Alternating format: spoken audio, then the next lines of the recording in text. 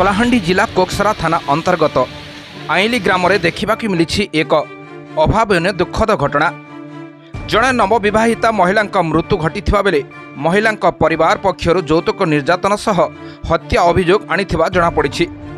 मृतकों परिवार पक्षर सूचनायोग्य जे कलाहांडी जिला आमपाणी थाना अंतर्गत काउडला ग्रामर गगने छत्रिया तांकर बड़ झील मालती छत्रिया को कोकसरा थाना अंतर्गत आईली ग्रामर लिंगराज बागों सहित 2025 मार्च मास 8 तारिख रे वैवाहिक रीतिनीति अनुसार विवाह संपन्न करा जायथिला।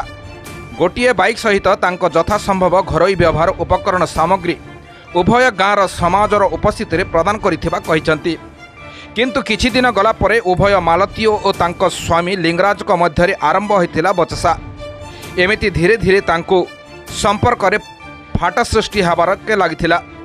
जेतेबेले यौतुक निर्यातनर शिकार तो आउ केतेबेले अन्य कोनोसी निर्यातनर शिकार होई आसुथिले नवविवाहिता महिला मालती को गाड़ी पड़ी दुर्घटना होईछि कही शुक्रवार कोकसरा गोष्ठी स्वास्थ्य केन्द्र ठारे प्राथमिक चिकित्सा करी भवानीपाटना मुख्य डाक्तरखाना बुर्ला मेडिकल नेवा समय बाटरे मालती मृत्यु होइथिबा खबर पाइला परे मालती परिवार पक्षर कोकसरा थाना ठारे यौतुक निर्यातन सह अनेक निर्यातन देवा सह और मालती को माड़ मारी हत्या करा जायथिबा एक लिखित अभियोग रे कोकसरा पुलिस तुरंत आईली ग्राम को जाई राति रे पहुंची मृत शरीर को शवदाह न करिबा पई लिंगराज बाग को परिवार को कहिबा सह पुलिस राति रे जगी रहितिला।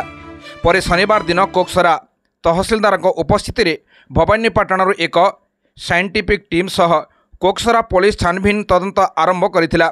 परे शव व्यवच्छेद करी लिंगराज बाग को परिवार को हस्तांतर करिथिला पुलिस।